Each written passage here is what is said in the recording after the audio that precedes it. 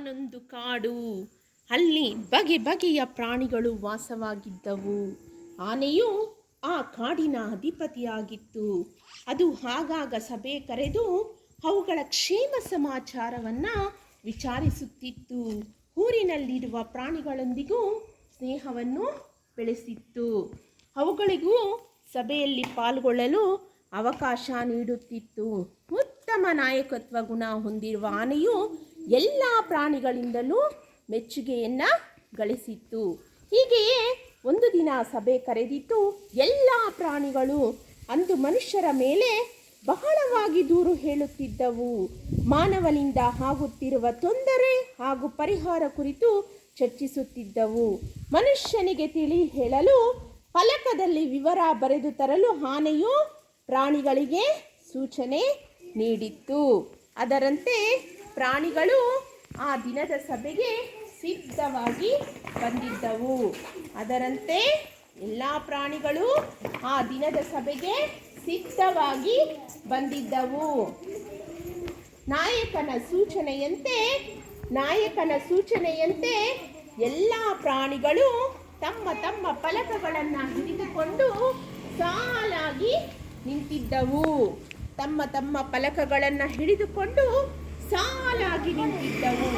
ಆನೆಯು ಅವುಗಳನ್ನು ಒಂದೊಂದಾಗಿ ಓದುತ್ತಾ ಮುನ್ನಡೆಯಿತು. ನಮ್ಮನ್ನು ಹೆಚ್ಚು ಹೆಚ್ಚು ದುಡಿಸಿಕೊಳ್ಳುತ್ತೀರಿ, ಕಡಿಮೆ ಆಹಾರ ನೀಡುತ್ತೀರಿ, ನಮ್ಮ ಸೇವೆ ಬೇಕು, ನಾವು ಮಾತ್ರ ಬೇಡ ಅಲ್ಲವೇ? ನಮ್ಮ ಸೇವೆಯನ್ನು ಮರೆಯಿದಿರಿ. ದಯೆ ಇರಲಿ ಸಕಲ ಪ್ರಾಣಿಗಳಲ್ಲಿ. ನಮ್ಮ ಬದುಕಿನ ಆಧಾರ ತಾಣ ಕಾಡು, ಅದನ್ನು ನಾಶ ಮಾಡುತ್ತಿದ್ದೀರಿ. ನಮಗೆ ತಿನ್ನಲು ಹುಲ್ಲಿಲ್ಲ, ಮಲಗಲು ಮರದ ನರಳಿಲ್ಲ. ಕಾಡು ನಿಮಗೂ ಬೇಕು, ನಮಗೂ ಬೇಕು. ನಮ್ಮನ್ನು ಉಳಿಸಿರಿ, ನೀವು ಉಳಿಯಿರಿ. ನೀರು ಅಮೂಲ್ಯ ಸಂಪತ್ತು, ಅದನ್ನು ಹಾಳು ಮಾಡುತ್ತಿದ್ದೀರಿ. ಕಸ ಕಡ್ಡಿ ಹಾಕಿ ಕಲ್ಮಶಗೊಳಿಸುತ್ತಿದ್ದೀರಿ. ನಮಗೆ ನೀರಿನಲ್ಲಿರಲು ಕಷ್ಟವಾಗುತ್ತಿದೆ. ನೀರು ದುರ್ಬಳಕೆ ಮಾಡಬೇಡಿ, ಕಲುಷಿತಗೊಳಿಸಬೇಡಿ. ಎಲ್ಲವನ್ನು ನೀವೇ ತಿನ್ನುತ್ತೀರಿ, ತಿಂದು ಹೆಚ್ಚಾಗಿ ಹಾಳು ಮಾಡುತ್ತೀರಿ. ನಮ್ಮ ಹೊಟ್ಟೆ ಹಸಿವಿನ ಬಗ್ಗೆ ನೀವು ಗಮನಿಸುವುದಿಲ್ಲ.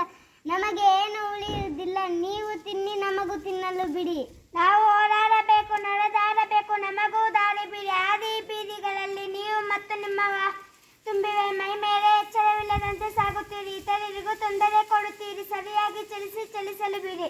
ನಮಗೂ ಶಾಂತಿ ನೆಮ್ಮದಿ ಬೇಕು. ನೋವಿನಲ್ಲೂ ನಲ್ವಿನಲ್ಲೂ ಪಟಾಕಿ ಸಿಡಿಸುತ್ತೀರಿ. ನಮ್ಮನ್ನು ಓಡಿಸಲು ಮದ್ದುಗುಂಡುಗಳನ್ನು ಆಡಿಸಿ ನಮ್ಮ ಹೃದಯವೇ ಸಿಡಿದಂತಾಗುತ್ತದೆ. ಮದ್ದುಗುಂಡು ಸಿಡಿಸಬೇಡಿ, ಶಾಂತಿಯನ್ನು ಕೆಡಿಸಬೇಡಿ. ನಿಮ್ಮನ್ನು ಮೆಚ್ಚಿಸಲು ನಮಗೂ ಮನಸ್ಸಿದೆ. ನೀವು ಟಿವಿಯನ್ನು ನೋಡುತ್ತೀರಿ, ಇಲ್ಲದೆ ಮೊಬೈಲನ್ನು ಮುದ್ದಿಸುತ್ತೀರಿ.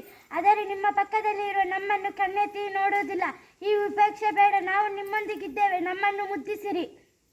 ಎಲ್ಲವನ್ನ ಓದಿದ ಆನೆ ಎಲ್ಲರಿಗೂ ಶಬ್ಬಾಷ್ ಎಂದಿತು. ಚೆನ್ನಾಗಿ ಬರೆದಿದ್ದೀರಿ, ಆದರೆ ಸ್ವಲ್ಪ ಖಾರವಾಯಿತಲ್ಲವೇ? ಎಲ್ಲ ಮನುಷ್ಯರು ಕೆಟ್ಟವರಲ್ಲ. ಎಲ್ಲರ ಕುರಿತಾಗಿಯೂ ಈ ರೀತಿಯ ಉಪೇಕ್ಷೆ ಸಲ್ಲದು. ಇವುಗಳನ್ನು ಇನ್ನೊಮ್ಮೆ ಪರಿಶೀಲಿಸಿ ಚರ್ಚಿಸೋಣ. ಫಲಕಗಳನ್ನು ಕಾಡಿನ ಅಂಚಿನ ರಸ್ತೆಯ ಬದಿಯಲ್ಲಿ ಪ್ರದರ್ಶಿಸೋಣ, ಬನ್ನಿರಿ.